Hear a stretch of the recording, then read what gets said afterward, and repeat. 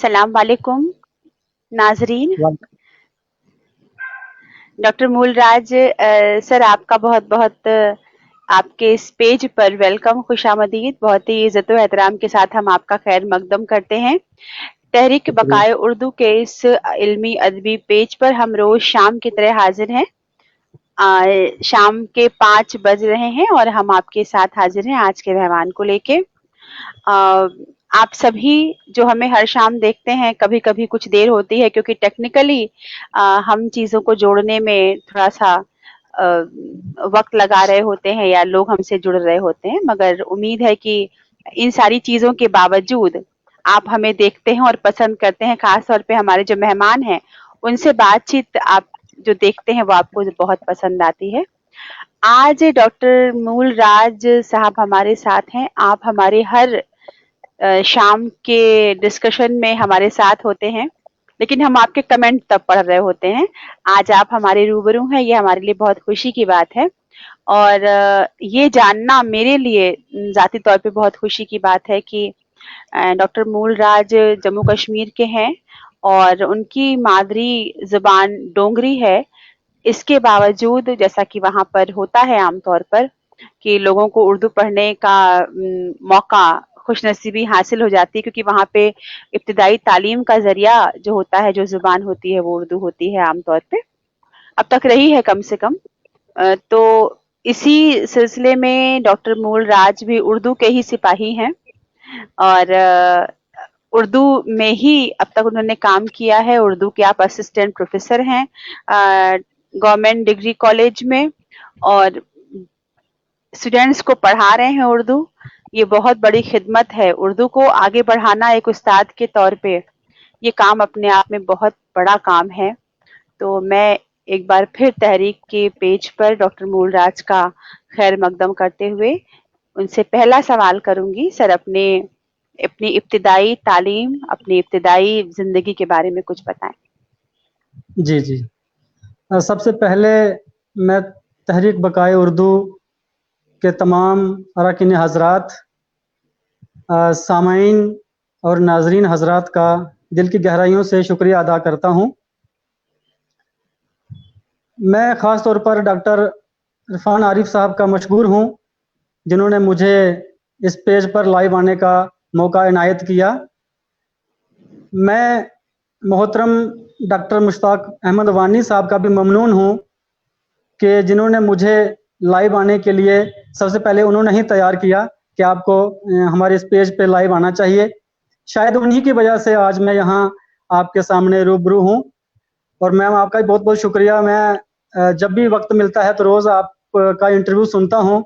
बड़ा ही दिलचस्प बातें, काफ़ी अच्छे लोग यहाँ पे आए, अच्छे अदीब, नक्काद, शायर, बड़े बड़े लोग यहाँ आए और मैं फ़ख्र महसूस कर रहा हूँ आज के मुझ जैसी नाचीज़ भी आज यहाँ इस पेज पे लाइव है और आपके सामने गुफ्तगू के लिए तैयार है। मैं आपका भी बहुत बहुत शुक्रगुजार हूँ। तमाम हजरात का बहुत बहुत शुक्रिया अदा करता हूँ। इंटरव्यू सुनने का तो मौका मिलता ही रहता है आपका, लेकिन आज पहली बार जब सामने आया हूँ तो बहुत अच्छा लग रहा है। तमाम हजरात को एक बार फिर मेरी जानिब से आदाब, नमस्कार, अस्सलाम वालेकुम। और एक शेर के साथ मैं ये एक शेर है, शायर का नाम नहीं मालूम, लेकिन आपकी खिदमत में पेश करना चाहूँगा तमाम हजरात की। आप आए तो बहारों ने लुटाई खुशबू, आप आए तो बहारों ने लुटाई खुशबू, फूल तो फूल थे, कांटों से भी आई खुशबू, कांटों से भी आई वाह, खुशबू। वाह! वाह, वाह! क्या बात है। जी, जी, शुक्रिया, थैंक यू मैम। तो जैसे आपने सवाल किया इब्तदाई तालीम का, आज पहली बार इब्तदाई तालीम के बारे में बताने जा रहा हूँ। जी, ऐसा है कि हमको हमारे ये यहाँ जानकर बहुत खुशी होगी। बिल्कुल, हमको ये जानकर जी, जी, बहुत खुशी जी, होगी शुक्रिया, आपकी इब्तिदाई शुक्रिया, तालीम के बारे में। जी। जी, जी, शुक्रिया। हमारे ख़ानदान में तो तालीम का कोई रिवाज नहीं था, ना ही कोई पढ़ा लिखा था। अ, थोड़ा गरीब घराना था और छोटी-मोटी ज़मीन थी, उसी में खेती-बाड़ी किया करते थे। मेरे दादा और मेरे वालिद साहब भी वही करते रहे हैं। उन्होंने मेरे से भी कुछ बड़े बच्चे थे मेरे ताया जी के, उनको स्कूल छोड़ा। तो एक हँसने वाली बात है कि मेरे ताया जी का जो बड़ा लड़का है, उनको जब स्कूल छोड़ा गया, तो 2-4 दिन के बाद उन्होंने मास्टर जी से कहा कि मास्टर जी आप नीचे बैठिए और मुझे कुर्सी पर बैठने दीजिए। तो जो कि मास्टर जी को गवारा नहीं था और ज़ाहिर है उनकी तालीम भी फिर आगे नहीं बढ़ पाई, ना ही वो कुर्सी पे नहीं बैठ बढ़ पाए पाए। और ना ही तालीम। जी, जी, जी। तो जब मेरा नंबर आया, मेरी बारी आई तो पिताजी ने कहा, चूँकि वो ताया जी का लड़का था, मैं अपने घर में बड़ा हूँ, 2 भाई 2 बहनें हम। तो जब मेरा नंबर जी, आया तो मेरा दादा जो थे, वो जी। चौकीदार हुआ करते थे गाँव में, वो चौकीदार थे। और हुँ, उनका अक्सर ये जो पटवारी लोग होते हैं ना, इनसे अक्सर उनका वो रहता था मिलना, उनको गाँव में लाना, फिर छोड़ना, उनके कागज़ात उठाना। तो वो देखा करते थे कि ये पटवारी जो हैं, ये उर्दू में लिखते हैं। तो उन्होंने मेरे वालिद से कहा कि इस लड़के को हमने उर्दू पढ़ानी है, ताकि क्या बात है। कल को जब ये उर्दू पढ़ जाए, तो ये पटवारी बन जाएगा। तो इस बात को मद्देनज़र रखते हुए मेरी तालीम जो थी, इब्तिदाई तालीम, वो कायदा जो था वो उर्दू से ही शुरू हुआ। हमने उर्दू जी, में पढ़ा और यहीं से उर्दू की तालीम शुरू हो गई। उर्दू के बच्चे कम हुआ करते थे, हिंदी के ज़्यादा हुआ करते थे। हमको अक्सर जो हमारे उस्ताद थे वो ग्राउंड में ले जाते थे। एक बड़ा पेड़ था वहाँ आम का, उसके नीचे बिठा देते थे और वहाँ हमारी पढ़ाई होती थी। हम क्लासरूम से 5-6 साल तक महरूम रहे, यानी उर्दू की क्लास से, क्योंकि बच्चे ही कम हुआ करते थे। 7, 8, 9, 10 की तादाद हुआ करती थी। इस तरह से जी, हमने उर्दू पढ़ी और 94 में मेरी मैट्रिक जो थी वो उर्दू सब्जेक्ट के साथ हो गई, आर्ट्स में। उसके बाद भी ख़्याल यही था घर वालों का कि इसको उर्दू ही आगे पढ़ानी है। आस-पास हमारे, यहाँ मैं गाँव में रहता हूँ, 2 हाई सेकेंडरी स्कूल हैं, यहाँ उर्दू का सब्जेक्ट नहीं था। तो उन्होंने कहा कोई बात नहीं, आप इसको दूसरा सब्जेक्ट दिलवा दीजिए, लेकिन घर वाले नहीं मानने के, नहीं इसको उर्दू ही पढ़ानी है। फिर मैं यहाँ से कोई 30 किलोमीटर दूर एक हाई सेकेंडरी था उधमपुर में, वहाँ उर्दू सब्जेक्ट था। मैंने 11th और 12th उधमपुर से की। 96 में 12th कर ली। उसके बाद ग्रेजुएशन में जब कॉलेज में गया, गवर्नमेंट डिग्री कॉलेज उधमपुर, तो वहाँ भी मैंने उर्दू ही सब्जेक्ट रखा। तो इस तरह से 99 में मैंने ग्रेजुएशन कर ली उर्दू के साथ। और फिर हुँ, यूनिवर्सिटी में मास्टर्स के लिए जब बारी आई तो मैं चाहता था किसी और सब्जेक्ट में कर लूँ, लेकिन कहीं न कहीं उर्दू से मुझे लगाव था। चूँकि थोड़ा बहुत ग़ज़लें वग़ैरह पढ़ने में अच्छी लगती थी, नज़्में, कहानियाँ, उसमें शौक पैदा हो गया था पढ़ने में, तो मैं चाहता था कि उर्दू मेरे लिए आसान हो गई थी। ऐसे मानिए कि मैं उसको आसान समझ रहा था, बाकी वालों आपकी के अपनी ज़ुबान मुकाबले में। हो गई थी। जी, आपकी अपनी ज़ुबान हो जी, गई ऐसा थी समझ उर्दू। लीजिए। घर में जी, अगरचे ऐसा कोई माहौल नहीं था, उर्दू कोई नहीं बोलता था।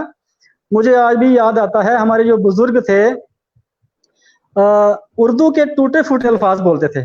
जैसे हम शफ़ा खाना बोलते हैं हॉस्पिटल को, तो वो सफ़ा खाना बोलते थे। तो हम वही सीख गए कि सफ़ा खाना चाहिए, लेकिन जब उर्दू से थोड़ा वाक़फ़ियत हासिल हुई, तो हमने कहा ये तो उर्दू का ही लफ़्ज़ है, सिर्फ़ थोड़ी-सी शक्ल बिगड़ी हुई है इसकी। तो इस तरह से और भी कई अल्फ़ाज़ वो उर्दू के ही, चूँकि उस दौर में हमसे जो पहली पीढ़ी थी, पहली नस्ल थी, वो तो सारी की सारी उर्दू ही पढ़ी हुई थी। उनका जी, लिखना-पढ़ना सब उर्दू में होता था। बस थोड़ा-सा जब जी, दौर चेंज हो गया हमारे उस वक़्त में, तो हिंदी को भी लोग प्रेफ़र करने लगे, बल्कि ज़्यादा कुछ कर रहे थे। लेकिन उससे पहले जो बुज़ुर्ग थे वो सारे, आज भी जो उनमें से हैं, वो सारे के सारे उर्दू में ही लिखते हैं और इतना कमाल का लिखते हैं, 10th तक पढ़े हैं, लेकिन उनका जो दस्तख़त है या उनका जो खुशनवीसी इतनी बढ़िया है कि भाई उसकी बात ही रहने दीजिए। तो इस तरह से जी, ग्रेजुएशन के बाद मैं जम्मू यूनिवर्सिटी में पहुँचा, वहाँ सीट भी मुझे उर्दू में ही मिली। हालाँकि 2-3 डिपार्टमेंट्स में अप्लाई किया था, उर्दू में जी, पहली ही लिस्ट में मेरा नंबर आ गया। तो मैंने बिना क्या बात है! किसी वाह! सोचे-समझे उर्दू में एडमिशन ले ली और 2002 में मैंने मास्टर्स जो थी उर्दू में कर ली वहाँ से। बहुत सारे वाह! उस्ताद वहाँ, अच्छे-अच्छे उस्ताद से वास्ता रहा। प्रोफ़ेसर ज़ुहरुल दीन मरहूम जो आज इस दुनिया में नहीं हैं, हमने उनको भी देखा है, उनसे पढ़े हैं। जी, प्रोफ़ेसर खुर्शीद हमरा सिद्दीकी हुआ करती थी मैडम, उनसे पढ़े हैं। नुसरत चौधरी मैडम थी प्रोफ़ेसर जो आज इस दुनिया में नहीं हैं, उनसे हम पढ़े हैं। शुहाब इनायत मलिक साहब हैं, उनसे हम पढ़े हैं। फिर इस तरह से थोड़ी हालात, घर के हालात अच्छे नहीं थे। मैंने ये सोच लिया कि अब आगे जो तालीम है वो मैं जारी नहीं रख पाऊंगा। एक दो दोस्त हॉस्टल में मिले जिनके साथ हम जी। अक्सर रहा करते थे, सीनियर लोग थे। उन्होंने कहा कि कोई नेट और जेआरएफ भी कोई चीज होती है एक, हमें नहीं मालूम था हुँ, बिल्कुल, क्योंकि गांव से गए थे। हुँ, उन्होंने कहा ऐसे ऐसे होता है, अगर आप नेट या जेआरएफ कर लो, खासकर जेआरएफ कर लो क्वालिफाई, तो आपको कुछ स्टेफिन या स्कॉलरशिप भी मिल सकती है। हुँ, मैंने कहा ठीक है, उसके लिए पता नहीं कितनी मेहनत करनी पड़ती होगी। मैंने किताबें वगैरह एक दो किताब किसी से ले ली और थोड़ा बहुत पढ़ते रहे। फोर्थ सेमेस्टर में थे हम, तो एग्जाम हो गया हमारा नेट का, जून का महीना था। एग्जाम हमने दे दिया, उसके बाद हमारा फोर्थ का भी एग्जाम हुआ और मैं वापस हॉस्टल से वापस घर आ गया। हमारे घर के पास एक स्कूल था, उस स्कूल में मैंने एप्लीकेशन दी कि मुझे आप रख लीजिए, तो उन्होंने मुझे रख लिया। और माहवार जो मिलता था वो था 1200 रुपया। हुँ। 1200 पे मैं उनके स्कूल में चला गया। ये स्कूल में किस सन पढ़ाते की बात पढ़ाते, है? ये मैम 2002 की बात है। जी। एमए करने के बाद ही मैंने फौरन वो ज्वाइन कर लिया। उसका रिजल्ट अभी आना था नेट का। इसी हुँ, दौरान मैंने ये जो कंट्रेक्चुअल लेक्चरर रखे जाते हैं हर साल, उसके लिए भी अप्लाई किया हुआ था। लेकिन जून 2002 में जो मेरा एग्जाम हुआ था उसका अगस्त में शायद रिजल्ट आ गया। हुँ, और मुझे मेरे दोस्त जो थे, उनको विजय कुमार, उनको मेरा रोल नंबर मालूम था। उन्होंने कहीं देखा होगा, मुझे तो पता नहीं चला, उन्होंने देखा होगा। वो कहने लगे, उन्होंने ऐसे मैसेज भेजा कि उसको बोलना उसका जो है जेआरएफ में नाम आ गया है। मैंने कहा ये कैसे हो सकता है, मैंने क्या बात! पहली बार ऐसे अटेम्प्ट किया है, मैं देखता हूँ पैटर्न कैसा है, अगली बार मेहनत करके दूंगा। मुझे यकीन क्या नहीं आया। बात! लेकिन फिर मैं खुद जम्मू गया, एक मेरे दोस्त थे वो फिजिक्स में कर रहे थे एमफिल, उनके साथ उनके डिपार्टमेंट में गया, वहाँ नेट था, नेट पे गए हम। तो हमने रोल नंबर डाला, तो नेट की लिस्ट में कहीं मेरा नाम नहीं था। तो वो कहने लगे इसमें नाम हुँ, नहीं है। मैंने कहा जब जेआरएफ में देखिए, जेआरएफ का जो अलग होता था कॉलम, ऊपर पहले जेआरएफ फिर नीचे नेट। तो जेआरएफ में देखा तो मेरा रोल नंबर उसमें था 370 लास्ट में था, मुझे अभी भी याद है। तो उसने मुबारकबाद दी कि आप, मुबारकबाद है, आपने, आपका जेआरएफ हो गया है। लेकिन मुझे विश्वास ही नहीं, मुझे यकीन ही नहीं हो रहा था कि ये जेआरएफ कैसे हो गया मुझसे, क्योंकि मैंने उस तरह की मेहनत, या जिस तरह से लोग पढ़ते थे मैं देखता था हॉस्टल में दिन रात, ऐसे हाँ। कुछ नहीं किया था। लेकिन आपके ये था कि हिसाब से ताजा आपने ताजा, उतनी मेहनत नहीं की थी। जी, जी। हुँ, हाँ, लेकिन ताजा ताजा हमने ये एमए जो की हुई थी ना, इसका फायदा हो गया, चूंकि सारा ही उसी वक्त हम पढ़ रहे थे, कुछ अभी पढ़ा था कुछ पढ़ रहे थे, तो वो सारा समझे के जहन में था। और जी, जब मेरे पहले पेपर हुए ना नेट के, उसके बाद ब्रेक आती है, मुझे ऐसा लगा कि शायद मैं कुछ कर रहा हूँ इसमें। तो मैं जाके हॉस्टल में, बाकी लोग चले गए खाना खाने के लिए, मैंने खाना नहीं खाया। मैंने किताब खोल ली, वो लॉन्ग आंसर क्वेश्चन आने थे, फिर 10 क्वेश्चन आने थे। मैंने किताब खोली और मैं पढ़ने शुरू हो गया। तो दोस्त कहते हैं यार खाना खा लो। मैंने कहा नहीं, मैं खाना नहीं खाऊंगा, मैं थोड़ा पढ़ लेता हूँ, मुझे लग रहा है कि मेरा पहला पेपर थोड़ा सा अच्छा गया है। तो खैर वो सब ऐसे हो गया। उसके बाद मैं स्कूल में ही था, यहाँ अपने गांव मनवाल हमारा इलाका है। अ, तो इस दौरान मेरी वहाँ पे भी जो कंट्रेक्चुअल के लिए मैंने अप्लाई किया था, वहाँ भी मेरी सिलेक्शन हो गई थी और मेरा पहला नंबर था लिस्ट में। हुँ, तो सिटी में एमएएम कॉलेज है, वहाँ के प्रिंसिपल साहब ने मुझे कॉल की। कॉल किया, भाई फोन तो था नहीं, मैसेज भेजा किसी के हाथ कि उर्दू डिपार्टमेंट का ये लड़का है, इसको बोलिए कि आपका यहाँ सिलेक्शन हो गई है। हुँ, मैं चला गया, मैं पहले अपने वहाँ गया, डिपार्टमेंट गया। मैंने एक दो जो हमारे उस्ताद से उनसे पूछा कि ऐसे ऐसे मेरा जेआरएफ हुआ है और मैं क्या जी, करूँ अब। मैं शॉप सर के पास गया, मैं खुर्शीद हमरा सदीकी मैडम थे उनके पास गया। उन्होंने कहा कि तुम ये ज्वाइन मत करो, तुम यहाँ डिपार्टमेंट में आ जाओ, पीएचडी करो, तभी आपको ये जेआरएफ का मिल पाएगा। मैंने कहा ठीक है।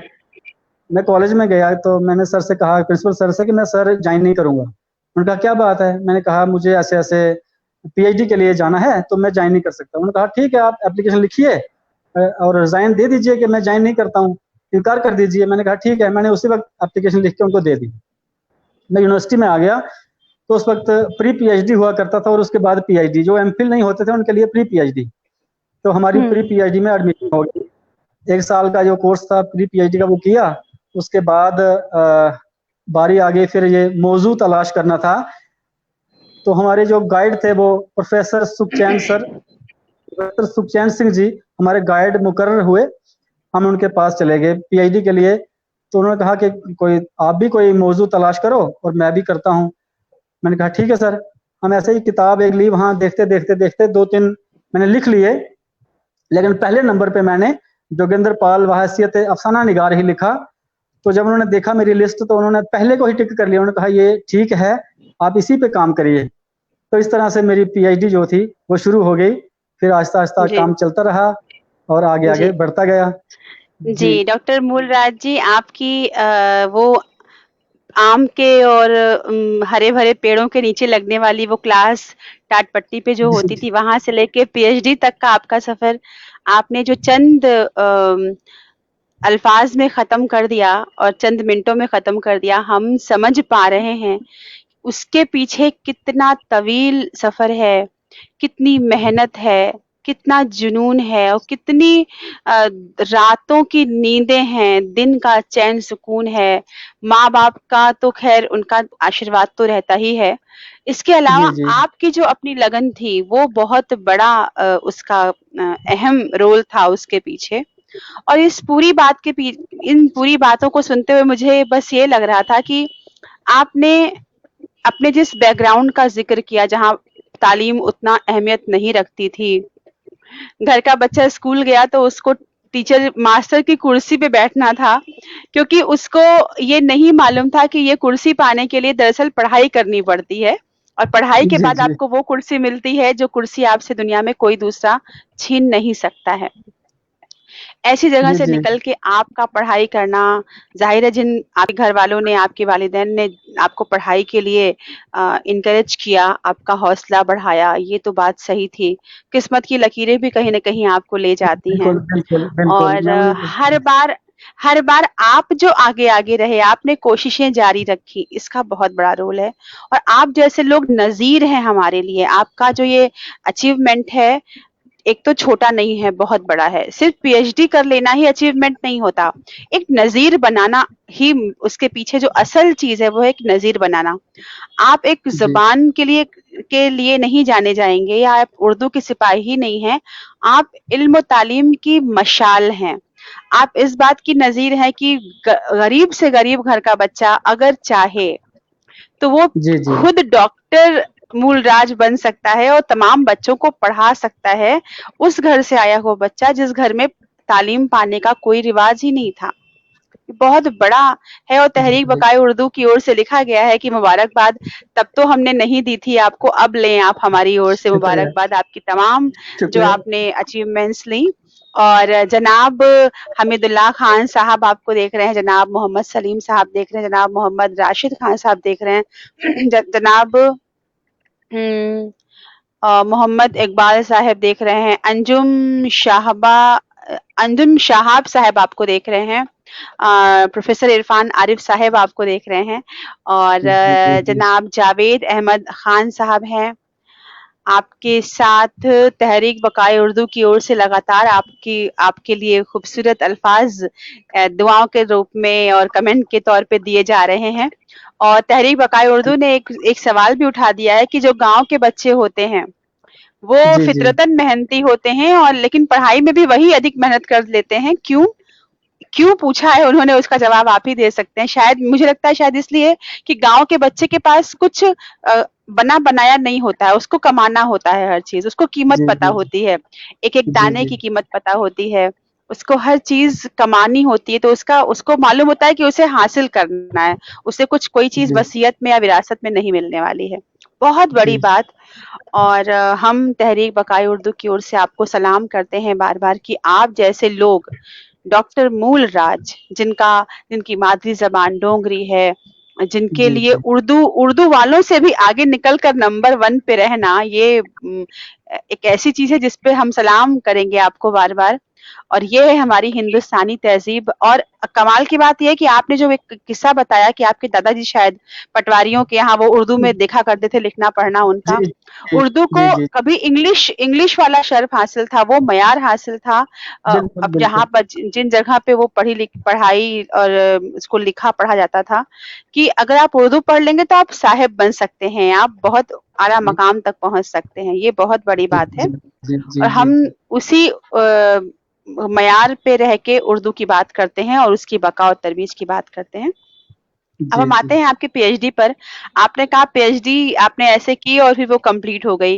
लेकिन पीएचडी का जो पूरा वक़्त होता है वो भी एक तजुर्बा होता है। तो पीएचडी कैसे किया आपने? आपने हाँ जोगिंदर जी पाल जी की अफसाना निगारी को अपना मौज़ू बनाया, तो कैसे आपने रिसर्च की? तमाम जी जो मवाद थे कैसे आपने उसको इकट्ठा किया? कैसे जी जी आपने पीएचडी का सफ़र कैसे पूरा हुआ आपका? जी जी सबसे पहले मैं उन हजरात को का शुक्रिया अदा करना चाहता हूँ जो कि नाचीज़ को मुबारकबाद पेश कर रहे हैं। और ये जो मेहनत का वो उन्होंने जिक्र किया वो वाकई सच्ची बात है। मैंने जितनी मेहनत खेत में की है, जितनी सड़क पे की है, उतनी ही तालीम के मैदान में भी की। लेकिन इसके लिए मैं खुद को इतना वो नहीं समझता। इसके पीछे मेरे वालिदैन और उस खुदा का रहमो करम है, तभी ये सब कुछ मुमकिन हो पाया है। आपका सवाल है कि पीएचडी का, तो जब जैसे मुझे पीएचडी का मौजू दिया गया, मुंतखब हो गया, उसके बाद उस वक्त जोगिंदर पाल साहब अभी बाहयात थे, जिंदा थे और दिल्ली में उनका बसेरा था। उनका एड्रेस मुझे एक किताब में मिल गया। मैंने पहले फ़ोन पर भी राब्ता किया, उन्होंने फ़ोन उठाया और मैंने कहा कि सर ऐसे-ऐसे मुझे जम्मू यूनिवर्सिटी में आपके हवाले से मौजू मिला है, तो मैं आपसे मिलना चाहता हूँ। उन्होंने कहा बड़े शौक से आइए, मैं दिल्ली में रहता हूँ, जब मर्ज़ी आ जाइए, आप हमारे बच्चों की तरह हैं। तो हमने ट्रेन की टिकट करवाई, दिल्ली कभी गया नहीं था पहले। ट्रेन की टिकट करवाई, एड्रेस जेब में डाला और बैठ गए ट्रेन में।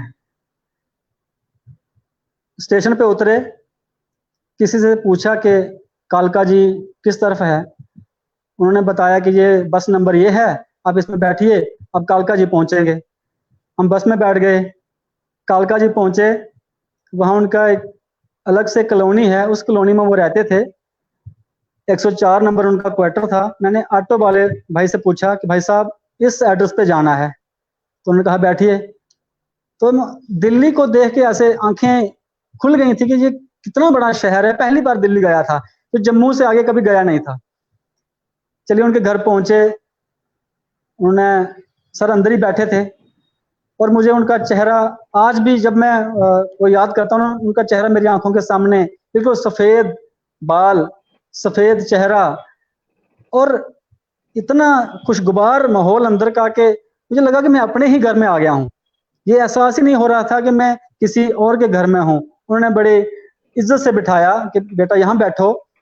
अंदर बोला कि चाय लाइए, कॉफी लाइए, वो पिलाई और फिर पूछा कि आप बताइए आप क्या कह रहे थे, क्या आपका मौजू है? मैंने कहा कि सर ऐसे ऐसे मेरा मौजू है, ये मुझे लिखना है। जितने जी, भी उनके पास अफसानवी मजमूए थे वो तमाम उन्होंने मेरे आगे रखे कि ये जी, लो बेटा, ये मवाद मेरे पास है। कुछ आर्टिकल्स जो कि मुख्तलिफ रसाइल में उनसे मुतल्लिक लोगों ने लिखे थे, वो भी जी, पूरे ढूंढ के वो दो घंटे तक वो अपनी अलमारी में ढूंढते रहे और वो सामान एक साइड रखा। उसके बाद जी, ड्राइवर अपना मेरे साथ भेजा कि जाओ ये सारा जो मटेरियल है, जो किताबें हैं, इनको फोटोस्टेट करवा के दे दो। वहां से ड्राइवर मेरे साथ आए और हम दुकान पे गए, वो सारा मिला। कुछ उनके मजमूए थे जो मुझे नहीं मिले उनके यहाँ से, तो उन्होंने कहा कि ये मेरे पास नहीं है। पहला ही मजमुआ था उनका धरती का काल, वो मुझे नहीं मिला उनके पास और वो शाया भी तब हुआ था जबकि वो अफ्रीका में थे। तो कहने लगे कि ओह! बेटा ये मेरे पास नहीं है, ये आप कहीं और तलाश कर सकते हैं। मैंने कहा ठीक है सर। जी, मैंने एक दो लोगों से राब्ता कायम किया, उन्होंने कहा दिल्ली यूनिवर्सिटी है, वहाँ पे एक लाइब्रेरी है, उस लाइब्रेरी में शायद ये चीज़ आपको मिले। मैं लाइब्रेरी में चला गया पूछते जी, पछाते कि हाँ, दिल्ली यूनिवर्सिटी के अंदर गया, लाइब्रेरी के बारे में पूछा, सेंट्रल लाइब्रेरी कहाँ है, वहाँ गया। शाम का वक्त हो गया था, तो जो वहाँ लाइब्रेरी में भाई साहब थे उन्होंने कहा कि ये कैटलॉग है, यहाँ देखिए, अगर आपको इसमें वो किताब का नाम मिलता है तो फिर आपको मिल जाएगी। मैं लगा कैटलॉग ढूंढने, एक देखा, दो देखा, तीसरा रैक देखा, चौथे में देखा तो मुझे वो मिल गया। जैसे मिला तो मैं फौरन उस एड्रेस पे पहुंचा, उस शेल्फ पे पहुंचा, तो वहां से वो किताब निकाली। साथ ही फोटोस्टेट की मशीन थी, उन्होंने मुझे वो पूरी की पूरी फोटोस्टेट करके दे दी। इस तरह से कुछ मुझे उर्दू बाजार से किताबें मिल गई, अंजुमन की वहां पे एक दुकान है वहां से मिली, मकतबा की दुकान है वहां से मिली। तो इस तरह से करते करते मेरे पास सारी किताबें जमा हो गई। एक किताब जो प्रोफेसर इर्तजा करीम साहब ने मुरतब की थी उनके बारे में, उसमें सारे ही जोगेंद्र पाल जिक्र फिक्र फन, उसमें सारा ही उन्होंने उसका उनका जो था वो समेट लिया था। लेकिन कुछ नए नए जो आर्टिकल्स थे वो भी उसमें नहीं शामिल थे, वो सारे के सारे इकट्ठे किए, कुछ दोस्तों से मंगवाए। इस तरह से 2-3 बार मुझे दिल्ली जाना पड़ा इस सिलसिले में। तो इस तरह से मेरे पास जो था 1 साल के अंदर ही अंदर ये सारा मटेरियल जो मेरी ज़रूरत का था वो सारे का सारा जमा हो गया। उसके बाद फिर मैं अपने सिनॉप्सिस के अकॉर्डिंग उसको लिखने शुरू किया मैंने। सबसे पहले मैंने हयात लिखी, शख्सियत से मुताल्लिक़ लिखा, फिर उनकी अफ़साना निगारी पे आए और बारी-बारी जो उनके मजमूए थे अफ़सानों के 9, उनका बारी-बारी हमने ज़िक्र किया। उसके बाद अफसानचों के उनके 4 मजमूए थे, उनके मुतालिक अपना जो तज़्ज़िया था वो किया।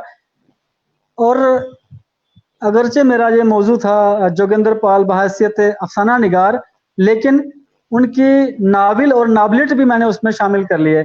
मेरे जो गाइड थे, निगरान साहब थे, उन्होंने कहा कि नहीं इनको भी आप सिनॉप्सिस में रख लीजिए। तो जब वो सिनॉप्सिस में आ गए, सिनॉप्सिस रजिस्ट्रेशन के लिए चला गया, तो फिर उसको चेंज करना पॉसिबल मुमकिन नहीं था। तो मैंने उनके जो 4 नावल थे उनको भी पढ़ा, उनके हवाले से भी लिखा, और जो 2 नावलेट थे उन पे भी लिखा, और 2 उनके मजमूए मज़ामीन के थे जिसमें मुतफ़र्रिक़ मज़ामीन शामिल हैं। कुछ तनकीदी मज़ामीन हैं, कुछ कहानी से मुतल्लिक़ हैं, कहीं पे उन्होंने अपना ही खुद वफ़ातिया लिखा है, कहीं उनके सफ़र हैं, सफ़रनामे हैं। वो सारे मज़मून जो थे वो यकजा उन्होंने किए हैं 2 मजमूओं में, मुतफ़र्रिक़ात के नाम से वो अलग से एक चैप्टर मैंने बनाया। तो इस तरह से धीरे-धीरे मैं काम करता गया और अपने निगरान जी साहब को दिखाता गया। वहाँ से जब पहली ही बार मैं लेके गया, अगरचे मैंने 3-4 बार उसको लिखा था कि कोई चलिए कमी तो रहती है, लेकिन मैं ये चाहता था कि जो मेरे गाइड हैं, वो ये ना समझ लें कि इसको आता कुछ नहीं है। मैंने 3-4 बार उस पहले ही चैप्टर को लिखा, खुद ही लिखा, फिर खुद ही उसको ठीक करना, फिर खुद लिखना, फिर खुद ठीक करना, फिर खुद लिखना। फिर उसके बाद एक हमारे सीनियर मेरे सीनियर दोस्त थे, उन्होंने पीएचडी कर ली थी, डॉक्टर दिलीप कुमार जी। मैंने एक बार लिख के फिर उनको कहा कि सर आप देखिए इसमें कहीं कोई गलती हो, कहीं ज़बान की कहीं कोई जुमला आगे पीछे हो तो आप इसको दुरुस्त कीजिए। उन्होंने भी पढ़ा, जो थोड़ा बहुत वो कर सकते थे उन्होंने भी किया। उसके बाद मैं फाइनल करके अपने सर के पास ले गया। उन्होंने जब देखा तो कहा आप छोड़िए मैं बाद में देख लूँगा। 3-4 दिन के बाद मैं गया तो उन्होंने कहा कि यार लिखा तो तुमने ठीक है, तुम्हारी जो ज़बान है थोड़ी अफ़सान भी है, तुम्हारी जो ज़बान है थोड़ी अफ़सान भी है। मैंने कहा सर अफ़साने पढ़ रहा हूँ तो अब अफ़सानों का असर तो होना ही है, ज़बान अफ़सान भी तो होनी है। कहने लगे कोई बात नहीं आप लिखिए, ठीक है इसमें कोई ज़्यादा तरमीम की ज़रूरत नहीं है, जो थोड़ा बहुत था सर ने ठीक कर दिया। तो कहते हैं ठीक है जी आपका मुकम्मल हो गया पहला यूनिट। इसी तरह से करते-करते मेरा ये सारा काम जो था इख्तिताम तक पहुँचा, और 2007 जुलाई में मैंने अपना थीसिस जो था वो सबमिट कर दिया। क्या बात है। 2002 में मास्टर्स और 2007 में डॉक्टरेट आपने पूरी करी, मतलब थीसिस हाँ, जमा कर दिया आपने। हाँ तो एक्चुअली जो हमारी रजिस्ट्रेशन थी वो 2004 की थी। पीएचडी में जी। रजिस्टर हम 2004 में हुए थे। 1 साल पहले हमने प्री पीएचडी करी थी, 2004 तो से 3 लेकर साल में 2007। जी, जी, जी। जी, जी, जी, जी, जी। 3 साल में आपने ये काम किया और फिर वही बात है कि कहाँ से आपने सफ़र शुरू किया और सफ़र को कैसे कहाँ तक पहुँचाया और लगातार सबसे आगे, सबसे बेहतरीन रहने का, बहुत भले ही आपने कभी बहुत प्लान ना किया हो, लेकिन आपके दिमाग में ये चीज़ थी कि आपको बेहतर खुद को साबित करना है और इस ज़बान में अपने जी, आप जी। को हमेशा एक जी आगे जी रखना। उस्ताद के तौर पे उस्ताद के ऊपर तो ये ज़िम्मेदारी भी होती है कि उसको इतना तो मालूम होना ही चाहिए कि वो अपने स्टूडेंट्स को आगे पढ़ा सके ठीक से।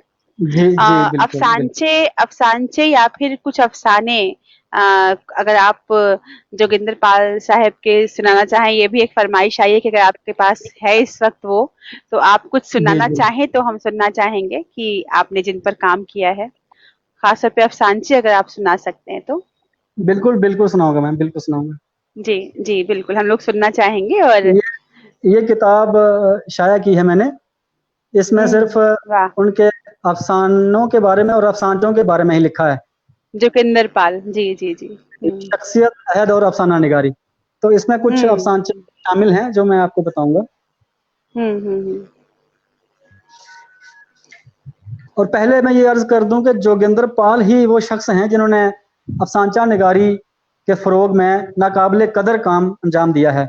इनसे पहले ये सिर्फ अफसानचे को बतौर सिर्फ किसी ने बरता नहीं है। हालांकि वाह, सादत मंटो साहब ने सियाह हाशिए लिखकर कुछ नमूने जरूर पेश किए हैं, लेकिन जोगिंदर पाल जी पहले अदीब हैं, अफसानचा निगार हैं, जिन्होंने इस मिनी कहानी को बतौर सिर्फ मुतारिफ कराया है। और सैकड़ों की तादाद में अफसानचे लिखे हैं। 4 अफसानचे भी मजमूए जो इनके हैं वो शाया हुए हैं। शॉर्ट पहला स्टोरीज जिन्हें हम कहते हैं। मिनी समझ लीजिए जो शॉर्ट एक, स्टोरीज, हाँ शॉर्ट स्टोरीज जो होती हैं। जी जी, वेरी शार्ट कह सकते हैं हम हाँ इसको। हाँ कि हाँ एक हाँ, एक एक सतर की भी हो पैराग्राफ, सकती है, एक हाँ पैराग्राफ भी, हाँ एक सफा भी हो सकता है। जी। तो इनका एक अफसानचा है कि देखिए, अखलाकी तौर पर जो इंसान की पस्त हालत है हो गई है आज के दौर में, उस अ, उसके पस मंजर में ये लिखा गया है। रूप जी मंदिर के दरवाजे खुले पड़े थे, जी मेरा मन चोर हो गया और मैं जल्दी से दरवाजे बंद करके चुपचाप अंदर चला आया और जी पुजारी की चौकी पर आ बैठा। जी अब जब कभी भी पुजारी की चौकी पर विराजमान होता और बाहर मंदिर के बंद कवाड़ हवा से हिलने लगते, तो मैं बेचैन होकर सोचने लगता कि जरूर कोई चोर आधमका है, कि जो खुद चोर था और अंदर जाके बैठ गया मंदिर में। और जब कभी मंदिर के दरवाजे के कबाड़ दरवाजा वो हिलता है हवा से, तो ये सोचता है कि शायद कोई चोर आ रहा है। तो इस तरह अखलाकी गिरावट की मिसाल जो है। हाँ, और मैं आपको अफसानचा, सही, जी हाँ, ये कथा नगर एक उनका मजमुआ है अफसानचों का। जी। इसमें इसमें भी यही इंसान के गिरते मयार को उन्होंने पेश किया है, उसी तरफ इशारा किया है। अपनी एक हालिया प्रेस कॉन्फ्रेंस में शैतान का होलिया बहुत शरीफाना था और हम्म बोलने का लहजा बहुत मुहज्जिब।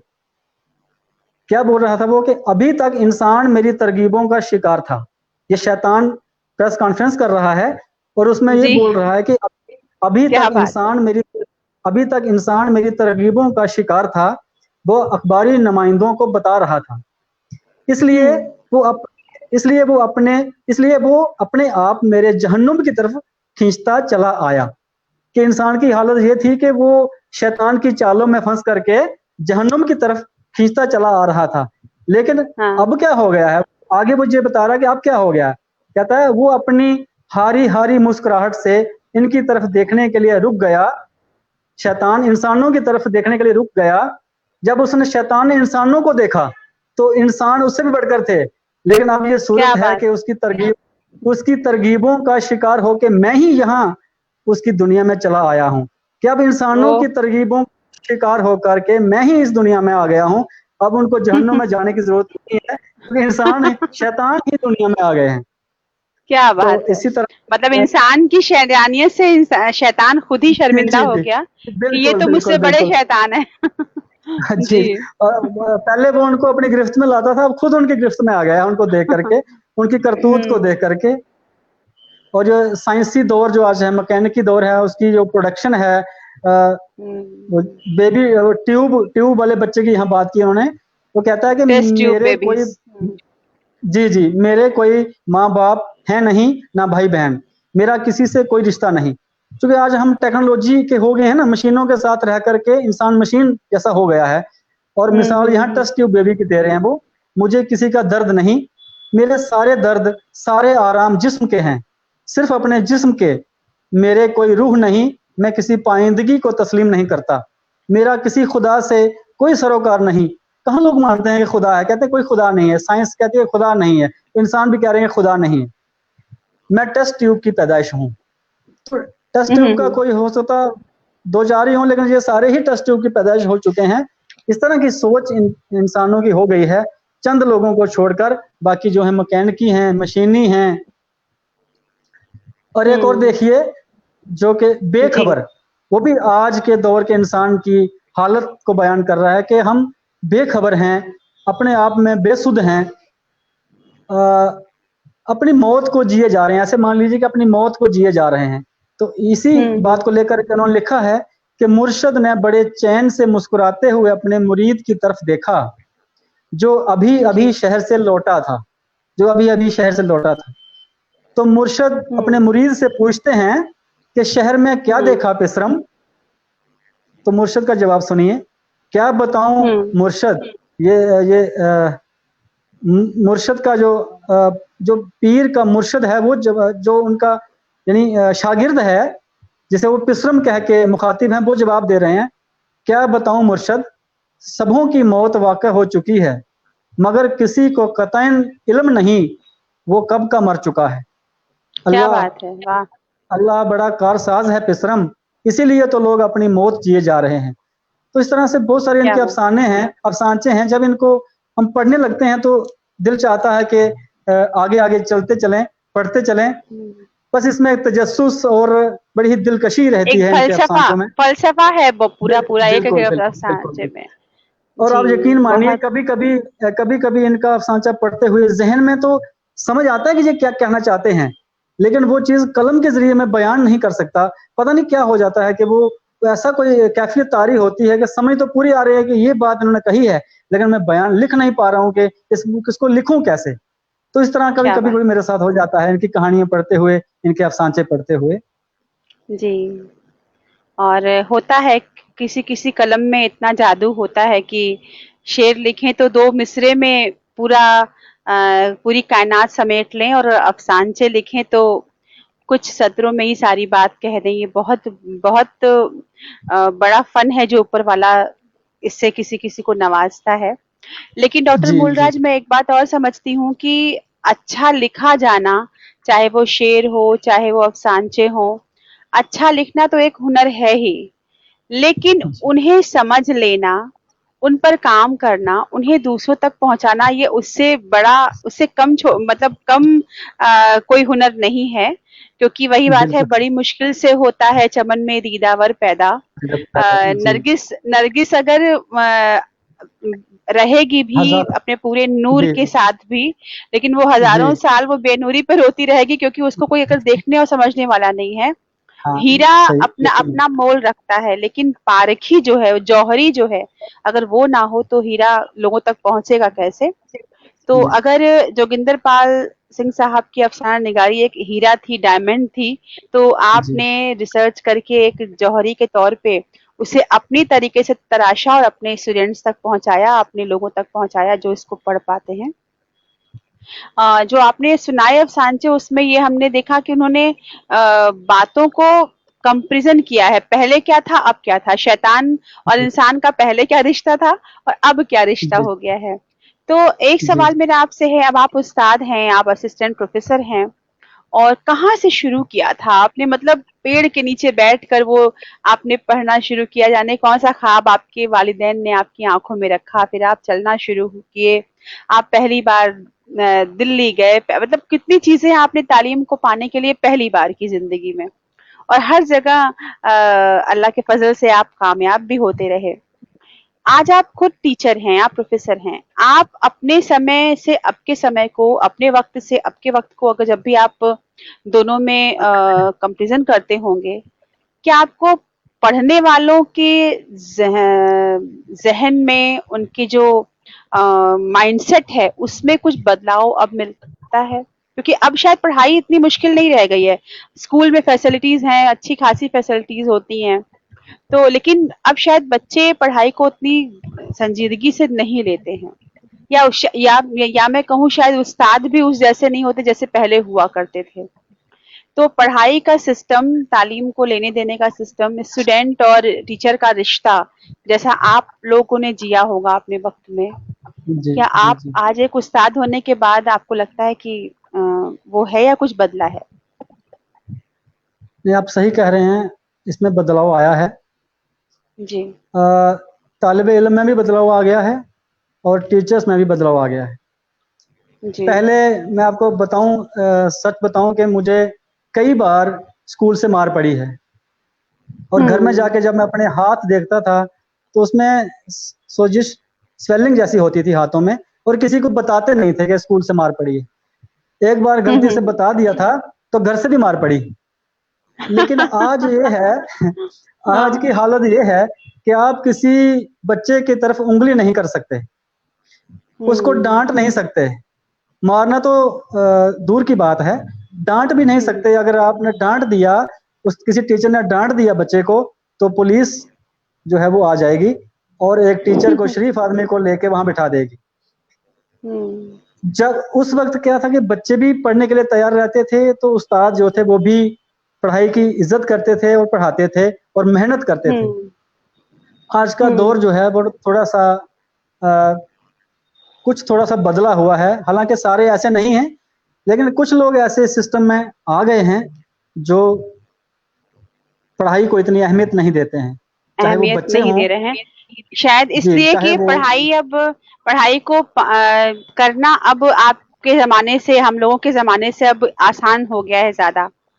और अब तो हाँ, लॉकडाउन के बिल्कुल। इस दौर में अब तो ये कमाल और हो गया है डॉक्टर मूलराज साहब की, लॉकडाउन के दौर में अब तो घर बैठे पढ़ाई हो रही है, ऑनलाइन पढ़ाई हो रही है।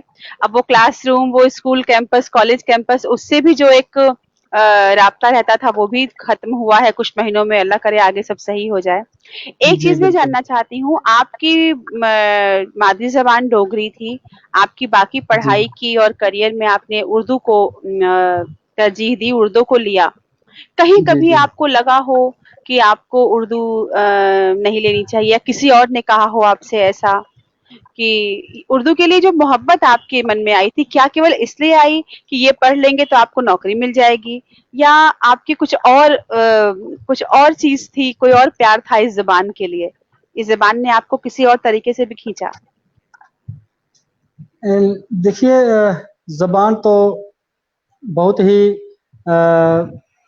ज़बानें तो सभी अच्छी होती हैं, हिंदी हो, उर्दू हो, डोगरी हो। और जिस बच्चे की घर के हालात अच्छे ना हों, उसको रोज़गार की भी फ़िक्र रहती है कि कल बेशक, को। बेशक, जी, जी। बेशक। तो उर्दू दोनों तरीकों से मेरे लिए अच्छी थी, और मैं अपने आप को खुशकिस्मत समझता हूँ कि उर्दू की रोज़ी-रोटी खा रहा हूँ, और उर्दू से मैं क्या मोहब्बत बात! भी करता हूँ, प्यार भी क्या करता बात! हूँ। और लोगों को क्या बात! कहीं कहीं कोई बोलना हो तो मैं इंग्लिश में नहीं बोलता हूँ, मैं उर्दू में ही बोलता हूँ। कई बार मेरे क्या दोस्त बात! कहते हैं, यार इंग्लिश में कुछ बोल लो। मैंने कहा मुझे इंग्लिश आती नहीं।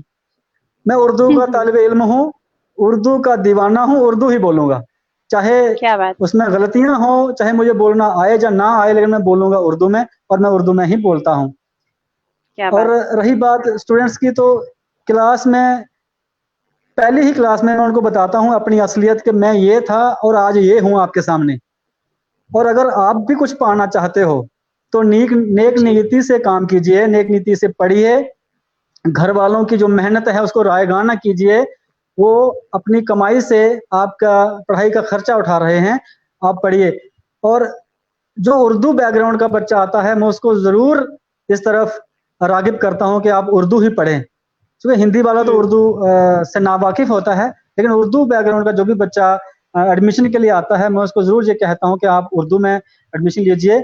उर्दू, चलिए थोड़ा सा लालच भी बच्चों को देना पड़ता है कि उर्दू में आगे स्कोप है, आपको जॉब मिल सकती है, बहुत सारी अपॉर्चुनिटीज हैं। क्योंकि बच्चों के हुँ। जहन में ये रहता ही है, तो वो ये तो समझेंगे नहीं कि प्यार से, तो वो कहेंगे सर प्यार से तो पेड़ नहीं भरेगा। आजकल तो दो टोक बात करते हैं बच्चे। उनको थोड़ा सा बिल्कुल, उस बिल्कुल, तरीके से भी समझाना पड़ता है, मोटिवेट करना पड़ता है।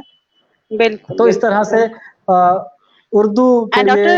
डॉक्टर मूलराज, आपने बहुत ही मुझे खुशी इस बात की है कि सवाल थोड़ा सा संजीदा था। आपने बड़ी ईमानदारी से इस बात का जवाब दिया, और जितनी जी ईमानदारी से आपने इस बात का जवाब दिया है वो उतनी ही असर के साथ पहुंची है हमारी तक। और वाकई में ये जी बहुत खूबसूरत बात होती है कि अगर आपका जो पैशन है वही आपका जी प्रोफेशन हो जाएगा तो आप बहुत कंसंट्रेट होके अपना काम कर पाएंगे, आप भटकेंगे नहीं। जी ये बहुत अच्छी बात है कि अगर किसी को मुसव्विरी पसंद है, अगर उससे ही उसकी आमदनी भी होने लगे, किसी को जो बिल्कुल। काम पसंद है, जो चीज उसको पसंद है, उससे अगर वो आमदनी भी कर सकता है, रोजी रोटी भी कमा सकता है, तो शायद उसकी मोहब्बत और बढ़ जाएगी। तो उर्दू के और लिए बढ़ भी जाए। आपके साथ यही हुआ कि उर्दू पसंद आपको थी, उर्दू ने आपको रोजी रोटी भी मुहैया कराई। तो आज बिल्कुल आपने बिल्कुल कहा कि ये मैं उर्दू का दिया खा रहा हूँ, ये बहुत बड़ी बात है, ये बहुत बड़ी बात है। और उर्दू के सही लिए भी बात और है। आप जैसे उर्दू के सिपाहियों के लिए भी ये रिश्ता अल्लाह करे कायम रहे, हमेशा आगे भी बढ़ता रहे। लेकिन एक चीज मैं आपसे और जानना चाहूंगी जी कि आपने एक किस्सा शुरू में भी सुनाया कि आपके दादाजी ने, जिन्होंने भी देखा कि उर्दू में पटवारी काम कर रहे हैं, उनको लगा कि ये जबान सीखने से काफी तरक्की हो सकती है। आज जी सूरत हाल थोड़ी बदली है। क्या आज के इस 2020 के तेज रफ्तार जिंदगी में, दौड़ती भागती जिंदगी में, ऑनलाइन हम होते जा रहे हैं धीरे धीरे, पूरे ही ऑनलाइन। अभी तक 4 महीने पहले तक तो ये भी था कि बच्चों को मोबाइल से दूर रखो, टीवी से दूर रखो, पढ़ाई करवाओ उनको, इन सब डिजिटल गैजेट से दूर रखो। इन 4 महीनों में तो जी बच्चों को हमने वही सौंप दिया है। एक पैरेलल दुनिया बन गई है, रियल वर्ल्ड से पैरेलल एक वर्चुअल वर्ल्ड बन गया है। हम भी जुड़ गए, हमारे बच्चे भी जुड़ गए, सब कुछ ऑनलाइन हो रहा है, यानी कि डिजिटल यकीन। होना बहुत जरूरी है। जी ऐसे तेज रफ्तार वक्त में क्या आपको लगता है कि उर्दू में अभी अभी उर्दू इतनी ताकतवर होके आ गई है, आ रही है, कि अब आप बच्चों को जब आप कहेंगे कि उर्दू पढ़ो और तुमको तुम्हारा मनचाहा रोजगार मिलेगा, तो वो मिल पाएगा या उन्हें वो नहीं हो पाएगा? ऐसा आपको क्या लगता है? आप असिस्टेंट प्रोफेसर हैं, आपके आगे तो सूरत हाल पूरा खुला हुआ है, आया है सारा कुछ। क्या लगता है आपको? नहीं, और यकीनन आप अगर ऐसा कह रहे हैं नहीं है, लेकिन अगर ऐसा नहीं है, तो इसके लिए, उर्दू की बका के लिए, उर्दू को अभी और कितना इस एक मीडियम होने के नाते और कितना अपडेट होने की जरूरत है उर्दू में, उर्दू वालों को, उर्दू को नहीं, उर्दू वालों को। जी जी सही है। देखिए जो हम्म, कॉम्पिटिटिव एग्ज़ाम वो तो कभी ख़त्म नहीं होंगे, आईएएस कभी ख़त्म नहीं होगा, केएएस कभी ख़त्म नहीं होगा।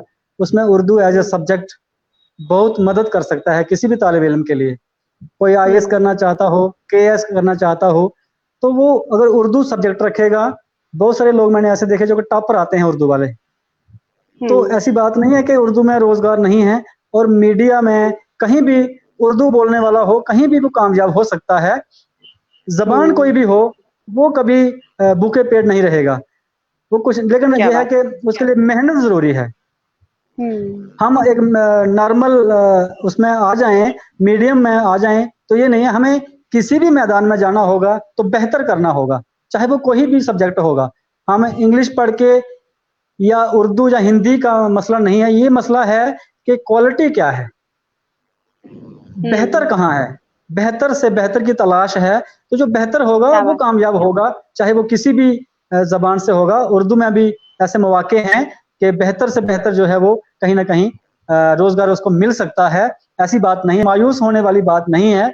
हमारे क्या यहाँ बात तो मुझे है। लगता है हमारी स्टेट में तो आज तक उर्दू वालों को ज्यादा मौके मिले हैं दूसरों के मुकाबले में। मुकाबले में, और हाँ।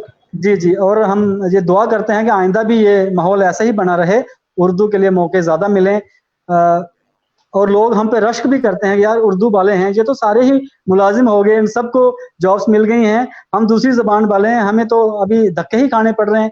कुछ इस तरह की बातें हमें सुनने को मिलती हैं। तब लगता है कि जी। नहीं, उर्दू कहीं ना कहीं कामयाब है, ऐसी कोई बात नहीं है। हमें इसमें मायूस होने वाली बात नहीं है, लेकिन ये है कि मेहनत जरूर करनी पड़ेगी। आइंदा आने वाला ज़माना जो है वो बड़ी तेज़ रफ्तार का ज़माना है, उसमें हमें और सुधार करने होंगे। हमें दूसरी ज़बानों के मुकाबले में खड़ा होना होगा, बेहतर बनाना होगा, ये यकीनन ऐसा है। जी। और अगर ऐसा है तो इसके लिए क्या बताएँगे आप तरकीबें, ऐसे और क्या किया जाए?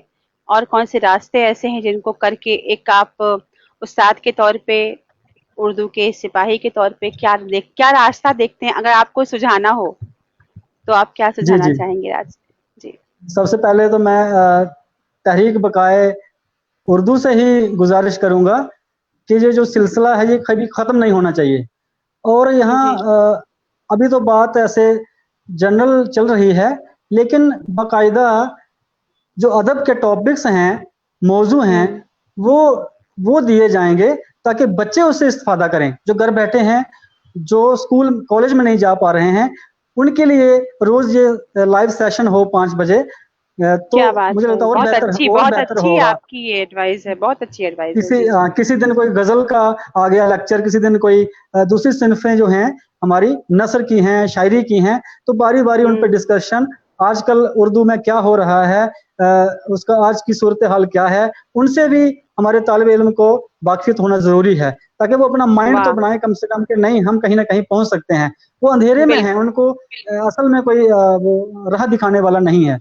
वो जी, टीवी बिल्कुल। की न्यूज न्यूज सुन करके ही अपना जहन बना लेते हैं कि उर्दू खत्म है। तो ऐसा कुछ भी नहीं है। हाँ। वो उनको असलियत से आगाह करना होगा, उनको सच्चाई बतानी पड़ेगी।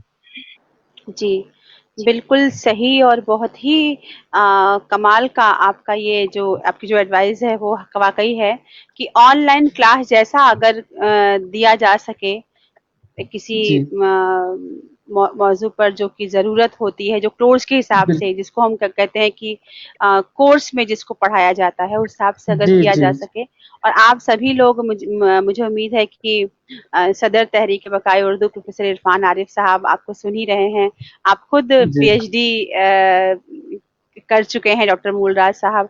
आप लोग ही जी मिलके ऐसा कुछ बना सकते हैं एक प्रोग्राम का की लिस्ट कि हम महीने में ऐसा कुछ ऑनलाइन करें, जहाँ पे हमारे जी टीचर्स आके ऑनलाइन 1 घंटे का सेशन करें और उन तक बात पहुँचे, ताकि वो जी आसानी उन जी लोगों को हो सके। और इससे ज़्यादा और भी हम क्या कर सकते हैं, इस पे हम सोचें। हमारे प्रोग्राम का वक़्त ख़त्म होने को है डॉक्टर मूलराज साहब। आखिर में मेरा एक जी सवाल है आपसे जी कि आपकी अपनी लाइफ़ को लेके उर्दू ज़ुबान का उस्ताद होने के नाते अगली क्या प्लानिंग है? कुछ और लिखना, पढ़ना, कुछ किताबें आपको अपनी लानी है या कुछ और क्या करना है? एक तो आप मुझे ये बताएँ कि आपका खुद का जी क्या प्लान है अब आगे? फ्यूचर जी प्लानिंग जिसे हम कहते हैं। जी। हाँ, अभी तक ये 2 किताबें मैंने जो आपसे ज़िक्र किया ये आई हैं। अभी जोगिंदर जी। पाल जी की है दूसरी किताब, उनकी नावल निगारी पे ज़ेर तरतीब है, उसको मैं बस फाइनल कर रहा हूँ कुछ ही दिनों में। हुँ, उसके हुँ। अलावा आगे भी कुछ दोस्त अहबाब फरमाइश करते रहते हैं, कहीं मैगज़ीन के लिए कोई आर्टिकल वगैरह लिखा जाता है, तो महीने में 1-2 ये हो जाता है काम। इसी तरह से हुँ। मैं सोचता हूँ कि जब तक उर्दू का सिपाही सांस ले रहा है, तब तक उर्दू के लिए कुछ ना कुछ करता ही रहूं, ताकि जिंदगी भर ये कमाई जो है खानी है। तो रिटायर होने के बाद भी, और ये तहरीक कि मैं तो ये कहना चाहता हूँ यहाँ से कि 100% हम इस तहरीक के साथ हैं। कहीं भी जी। हमारी अगर कोई ज़रूरत महसूस होती है कि हम कुछ कह पाते हैं, जहाँ कुछ बोल पाएँगे, अगर किसी तालिब इल्म को या कहीं हम समझा पाएँगे, तो हम हाज़िर हैं। जब मर्ज़ी इरफ़ान साहब जब मर्ज़ी हुक्म दें, हम उनके हुक्म की तामील करेंगे। उनसे कभी पीछे नहीं हटेंगे। वो वैसे भी यूनिवर्सिटी में हमारे सीनियर दोस्त रहे हैं। हम उनसे सलाह-मशवरा लेते रहते थे। जी। पुरानी पहचान है हमारी। जी, जी, जी। जी, बिल्कुल। और तहरीक वैसे भी खुद इरफ़ान साहब ये कहते हैं और हम सब जानते हैं तहरीक कोई एक शुरू ज़रूर कर सकता है, लेकिन तहरीक किसी एक जी, से चलती नहीं है। तहरीक के लिए एक टीम और सही अच्छी सही टीम, बात। अच्छी नीयत वाली, ईमानदार टीम चाहिए होती है जो मंज़िल की ओर देखे और सबको साथ लेकर चले, सबके हक़ जी, की बात जी, करे, सिर्फ़ अपना अपना ना सोचे, वो सबके हक़ की बात करे। और चूँकि ये जी, तहरीक उर्दू की बक़ा के लिए है, तो उर्दू की बात करे। वहाँ पर भी अपना हक़, अपनी बक़ा नहीं, उर्दू की बक़ा के लिए बात हो। और जी, ये जी, जब बात बिल्कुल। हम करते हैं तब हमको समझ में आता है कि एक तरफ प्रोफेसर इरफान आरिफ साहब हैं, एक तरफ डॉक्टर मूलराज साहब हैं। मतलब यहाँ पे सारी सरहदें मज़हब की और भाषा की सारी सरहदों से दूर हम सिर्फ उर्दू के लिए काम कर रहे हैं। ये एक बहुत जी, बड़ी बात बिल्कुल। है। मैं आपको बता दूँ कि जनाब खालिद हुसैन खांडे साहब, जनाब मोहम्मद शारिफ साहब, जनाब डॉक्टर अमानुल्लाह साहिब, जनाब मोहम्मद इकबाल साहब, जनाब अहमद सगीर साहिब, जनाब सलीम मोहिउद्दीन साहब, जनाब अनवरुल हुदा साहब, मोहतरम शबीर अहमद कादरी साहब, ये सारे लोग, जनाब जाकिर मलिक भलेसी साहब, जो जनरल सेक्रेटरी हैं, जनाब आशिक अकबर साहब, ये जनाब मोहम्मद मुदस्सिर साहब, तमाम हमारे नाजरीन आपको इस समय देख रहे हैं, जनाब शाहजहां खान साहब, डॉक्टर शबनम खातून साहिबा, जनाब आफ्ताब जी मीर जी। साहब, ये सारे लोग अ, आज आपको देख रहे हैं, आपको सुन रहे हैं। रोज हम आपके कमेंट पढ़ते थे, आज आपको सीधे सुनने का हमको मौका मिला। बहुत बहुत जी, शुक्रिया मैं डॉक्टर तमाम को मूलराज साहब आदाब जी। पेश करता हूँ, मैं तमाम को आदाब पेश करता जी हूँ। जी जी। और आखिर में नई नस्ल के लिए कोई, आप हालांकि क्लासरूम में तो आप देते ही रहते होंगे अपने स्टूडेंट्स को, जी जी। नई नस्ल के लिए कोई पैगाम आप देना चाहें अपनी उनकी जुबान की बका और तरक्की के लिए, और जी जी। इस जुबान से और मोहब्बत बढ़ती रहे इसके लिए। हाँ, मेरा पैगाम मोहब्बत है जहाँ तक पहुँचे। तो जी मोहब्बत ही से पाई है शफा बीमार कौमों ने, किया है अपने जी। बख्त खुफ्ता को बेदार कौमों ने। तो अरे वाह वाह, क्या बात है, वाह वाह। ये मोहब्बत का सिलसिला जो है, हमें इसे हरगिज तोड़ना नहीं है, इसे कायम रखना है। मैं जी चाहता हूँ हिंदी वाले उर्दू पढ़ें, उर्दू वाले हिंदी पढ़ें, और हमें वाह, ज़बानों के लिए मोहब्बत होनी चाहिए। हमें ज़बानों से नफ़रत बिल्कुल नहीं होनी चाहिए। कोई भी ज़बान बिल्कुल। इस लायक नहीं है कि उससे नफ़रत की जाए, उसको गले से लगाना होता है। ये एकदम, ये तो बहुत बड़ी बात है, बहुत बड़ी बात जी, है। जी। ये जी जो नफ़रत का चश्मा लोगों ने पहन रखा है ज़बानों के लिए, इसको उतार फेंकना चाहिए। हमें हर ज़बान से मोहब्बत करनी है, और जितनी हो सके हमें ज़बानें सीखनी होंगी। हिंदी वाले उर्दू सीखेंगे, उर्दू वाले हिंदी सीखेंगे, तो वो कल्चर जो हमारा पहला था, मुश्तरका तहज़ीब, वो वापस आ जाएगी। क्या बात है, और वाह उर्दू, वाह। हिंदी दोनों जब मिलेंगी तो कितना खूबसूरत समाज बनेगा। हमें अलग-अलग होकर के अपनी-अपनी खिचड़ी पकाने की ज़रूरत नहीं है।